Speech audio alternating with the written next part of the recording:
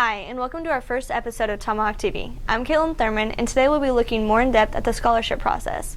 We will show you ways to get scholarships from sports and academics all the way to elective scholarships. Tomahawk TV starts now.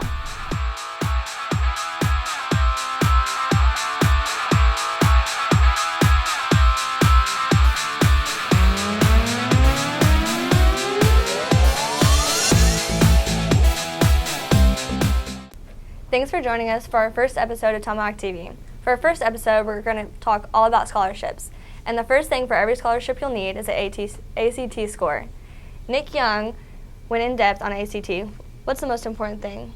The most important thing is that you got to have certain requirements in order to take the ACT test, and that there's many ways to prepare for it. Every student can take the ACT test, which is offered 6 times throughout the year, starting in September and ending in June. Head high school counselor Mrs. Demo is always there for students that have any questions about the ACT test. Usually what students do is get their scores back. Score reports come back in 3 to 8 weeks to students. They determine if that's the score they're comfortable with, they would like to have, or they know that they could do better, and then they can re-register. You have to pay each time, and then you may take it again. The typical time that we like students to take it would be mid to late junior year.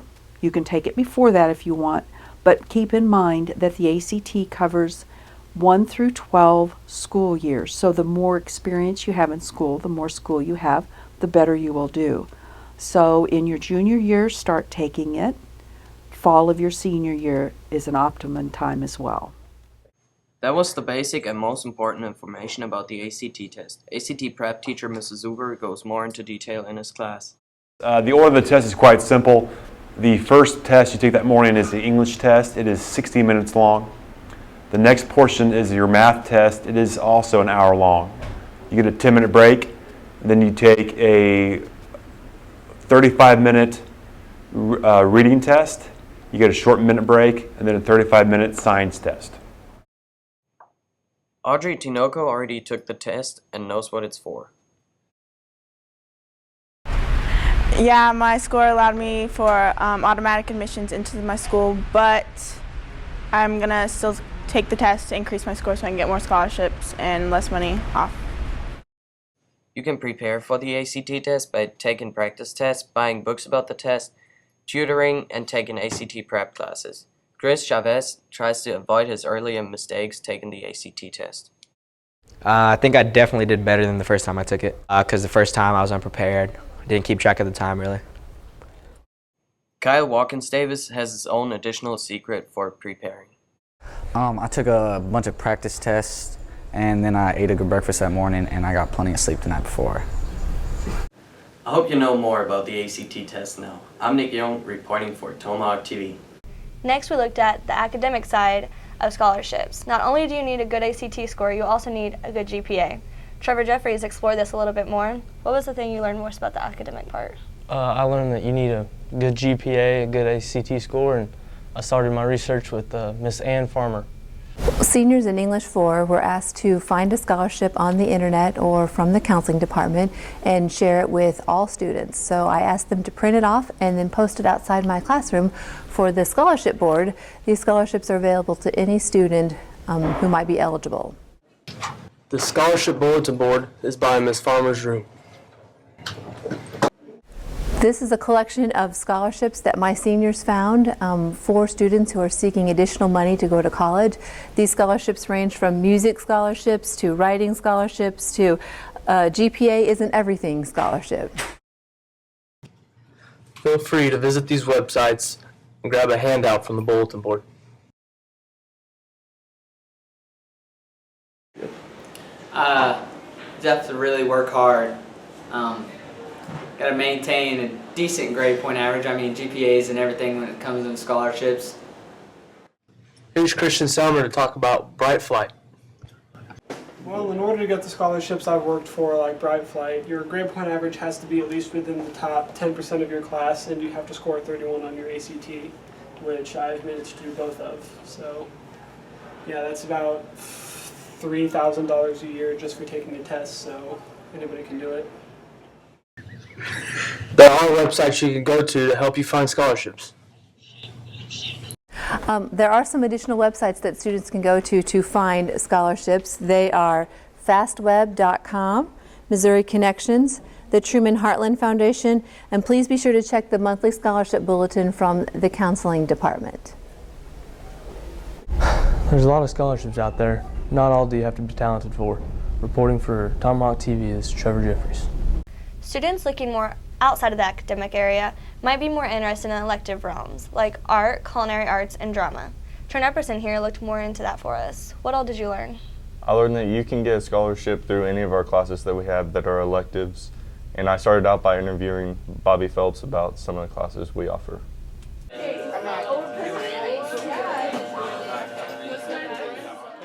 The speech and debate teacher Bobby Phelps has taught at Port Osage for 5 years. He enjoys helping his students. There's many different opportunities. We're part of the National Forensic League, which has a national tournament at the end of the year, and when people who do well at that tournament, the placings in the tournament come with scholarships. Thousands of dollars of scholarships are awarded at that tournament. There's other tournaments throughout the year that the kids have an opportunity to sign up for if they want, that scholarships are attached to. There are speech competitions. The Veterans of Foreign War, VFW, and Rotary have speech competitions that have scholarships as part of the package if you win those. But besides winning, each of the individual colleges that have speech and debate programs, forensics programs, offer scholarships to students to come be on their teams. And there's a real active debate and forensics program going on nationally throughout the college circuit. Students work hard to prepare for college and to get scholarships. Mr. Tholen explains how he got scholarships and who helped him. I was pretty sure I wanted to be a teacher. When I got to college, it made more sense than I thought. I was sure I wanted to be a teacher. And when I decided what I wanted to teach, I always liked to cook. My mom did something like this in a college for a while, and I thought to myself, if I want to teach and I like to cook, this would make sense. So I can't say that it was a lifelong dream, but once I sort of got the idea in my head, it made a lot of sense. And I thought that this would be a fun classroom to be in, and that I could teach a class, people could learn something, could use at home. And Mr. Tholen helps kids get scholarships in many different ways.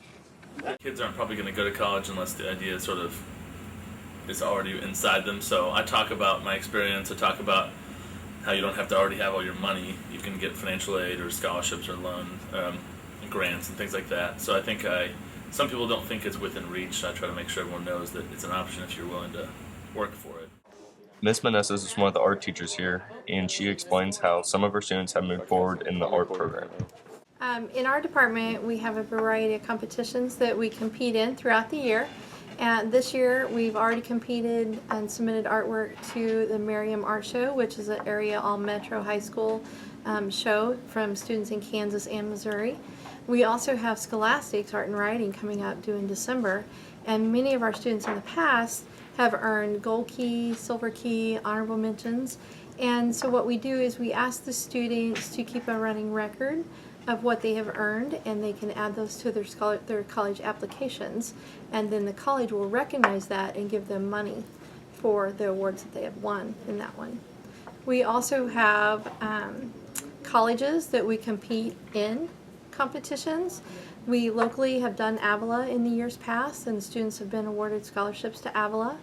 And we also have done UCM, and students have received scholarship money to attend art programs there at University of Central Missouri. This year, for the first time, we're going to go to Columbia College in Columbia. The students will tour the school, and they'll also tour MU while we're in town, and we'll see how that goes. We're anxious to see if some of our students will place there. Ms. Meneses has had several students get jobs or scholarships from the art program.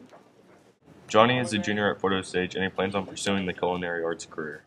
Yes, Mr. Merrithew got a packet from his wife for the Art Institute, which has a culinary program, and Mr. Tholen has directed me towards a couple community colleges that have good programs for cooking.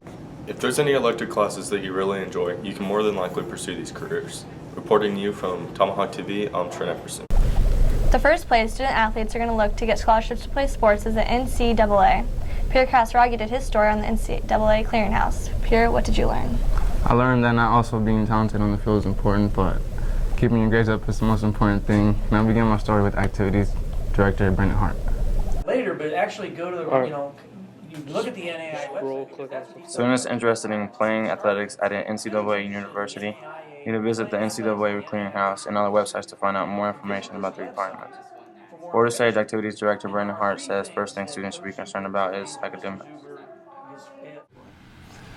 Well, the most important thing for a student athlete to understand is they are students first, and I see so many times that high school students, they don't take their academics serious enough in high school, and so that really limits their opportunities at the collegiate level. You got to become eligible through the clearinghouse, and you got to meet a lot of core requirements at the high school to be eligible to participate at NCAA. Students interested in receiving scholarships are advised to take ACT prep. Senior Ezra Raleigh if he feels he's well prepared.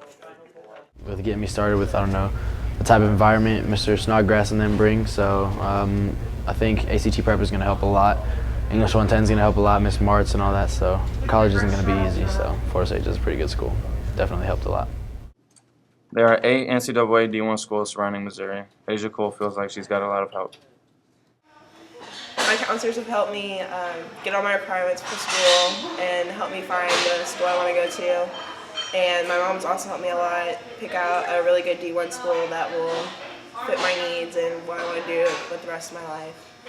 Also, my coaches have helped me a lot with everything, with going to the NCAA Clearinghouse website and getting everything done, and getting my grades up and making sure that they meet all the requirements for me to attend a D1 school.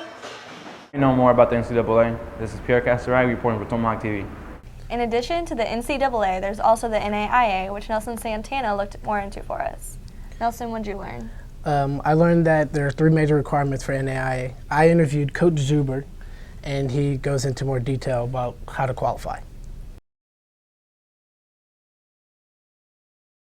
NAIA offers excellent opportunities for student athletes everywhere, but there are 3 major requirements, and Mr. Andrew Zuber goes into more detail. You must meet 2 of these 3 requirements, an 18 on the ACT or above.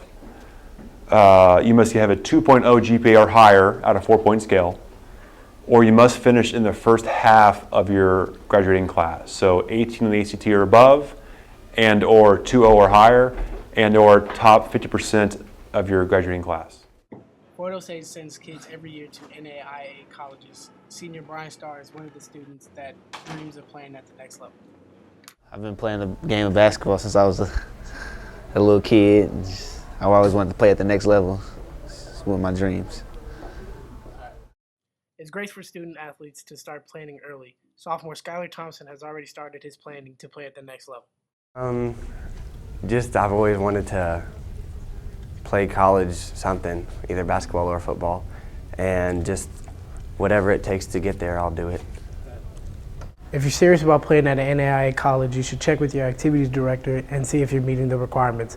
You can also log on to playnaia.org to check the requirements. Reporting from Tomahawk TV, I'm Nelson Santana. In addition to all the scholarships we talked about today, the A+ program cannot be overlooked.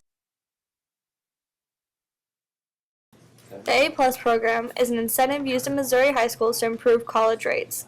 There are some requirements, though, that Ms. Horner fills us in on. There are several requirements, but the main requirements are that a participant needs to meet the 2.5 unweighted GPA.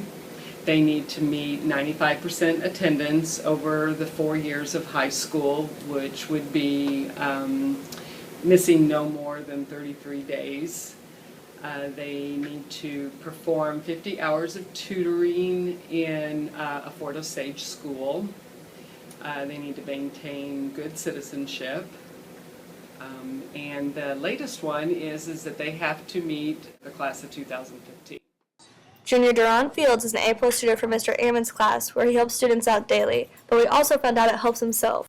Plus Algebra 1 and I'm in Algebra 2, and it just kind of just shows me like the baby steps to the harder problems that we have to do in Algebra 2. A+ is a smart way to save money when it comes to college expenses, although it doesn't cover all colleges. Covers any of the participating Missouri community colleges or vocational technical institutions. It is not a 4-year college. However, there are some four-year institutions that offer scholarships if you become A+ certified. Senior Amber Clark finished her A+ during summer school, which she enjoyed a lot. A+ for an upcoming kindergarten class at Blue Hills Elementary School. I basically helped with crafts and cutting stuff out and things like that. It was really easy and kind of fun actually. But I'm going to Mizzou, but if you were going to like a 2-year institution, I would definitely A+. So as you can see, the A+ program is very easy to do and very helpful when it comes around that time to pay for college. I'm Caitlin Thurman reporting for Tomahawk TV.